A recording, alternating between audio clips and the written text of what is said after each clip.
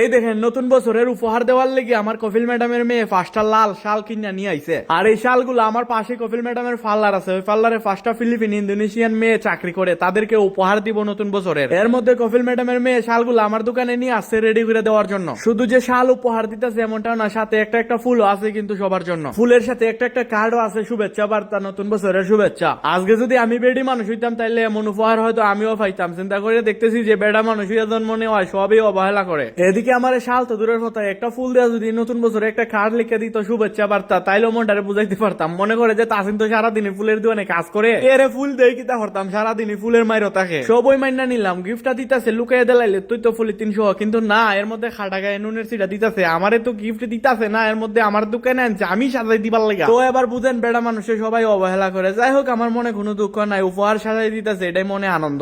আমারে কি শালে মানায়? শাল বাড়ি আমি কিতা করতাম, কাজ করতে করতে শরীরে গাম চুড়ে আমার কাছে লাল কালারের শালগুলা কেমন জানি লাগতেছে। শালের তো অনেক ধরনের কালার আছে, সুন্দর সুন্দর কালার। এর মধ্যে নতুন বছর দিয়ে কেমন হয় লাল শাল দিতেছে, আর এগুলার দামও তেমন একটা বেশি না, 10-15 রিয়ালে অ্যাভেলেবেল পাওয়া যায়। যাই হোক, আমি এগুলা নিয়ে আফসোস করি না। আমার কাছে সবচাইতে বেশি ভালো লাগে কি জানেন? এই যে নতুন বছর আইছে, বাংলাদেশে কি অবস্থা জানি না, কিন্তু সৌদি আরবে এই 2 দিন ধরে কাজ করতে করতে আমার ফায়ের তালা ফুটে গেছি। মানে এক কথায় বলতে গেলে ডজনের ডজন গিফট নিয়ে আসতেছে কাস্টমার, বলতে গোষ্ঠী শুদ্ধা মনে করেন যে উপহার দেওয়ার লাগে। দেখেন, উপহার যেমন তেমনই হোক, দামি কম দামি যাই বলেন না কেন, ওরা মনে করে যে একটু হইলে সাজানি লাগবে, একটু হইলে আমাদের মতো ফুলের দোকান আইসা ফ্লোরিস্টদের হাতে লাগানি লাগবে উপহারটা। যেই আমাদের মতো ফ্লোরিস্টদের হাতে উপহারটা ছোঁয়া পায়, তখনই ওরা মনে করে যে না, উপহার দেওয়াটা সার্থক, সুলকলা পূর্ণতা পায়। আর এদিকে দেখেন আমার কফিল ম্যাডামের মেয়ে দোকান থেকে একটা লোহার পিঞ্জিরা বার করছে, বলতেছে যে এটার মধ্যে শালগুলা ফেসাই ফেসাই সুন্দর করে রাখার জন্য। সাথে আমার মাথার উপর বেলুন কতলা ঝুলতেছে। মনে করেন পার্লারে নিবো, একটা অনুষ্ঠান করবো, ভিডিও বানাইবো, রিলস বানাইবো, টিকটক ইনস্টাগ্রামও ছাড়বো, কাস্টমারে দেখবো।